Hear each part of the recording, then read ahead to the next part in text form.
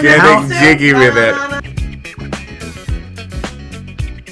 Who remembers the words to Will Smith? Getting jiggy with it. Oh my goodness. You called me like 3 days, maybe 2 days before we were going to record. He had this idea, we're going to do Getting Jiggy, and I had to cram that song into my head.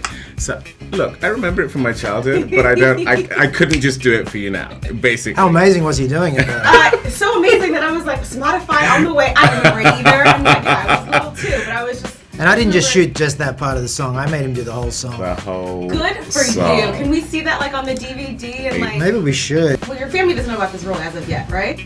Yeah, my dad knows. My dad's in the other room, and he's going to be in so much denial about the fact that I'm basically playing him in the film. I wouldn't do that. Why are you screaming?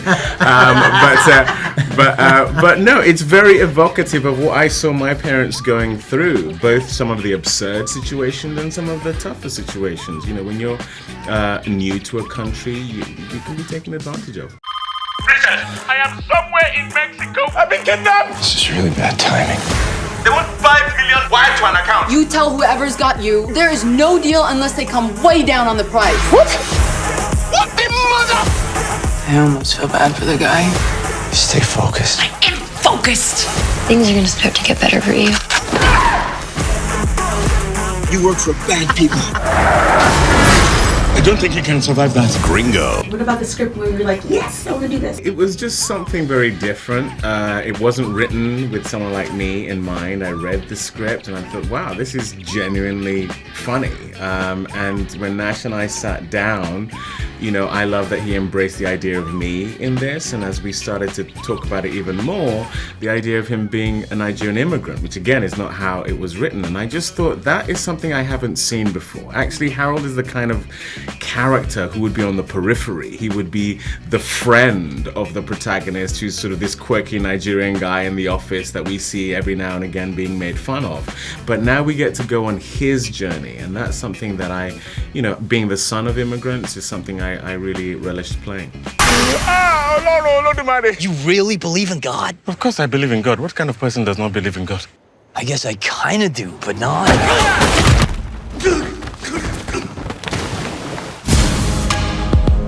I had an amazing time working with David, and he's playing this incredibly original, and I say original because it's not every day that you get to see like a Nigerian character at the center of a Hollywood film like this.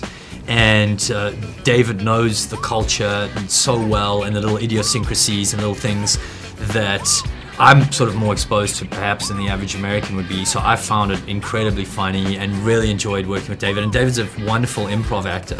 So there was a scene actually at the end when David's on his knees and kind of like praying and without giving too much away. And that was it was an enormously challenging scene. We were struggling with some things on the page, and it was like 3 o'clock in the morning. And it just, David and I got into a zone of just trying different fun things with each other.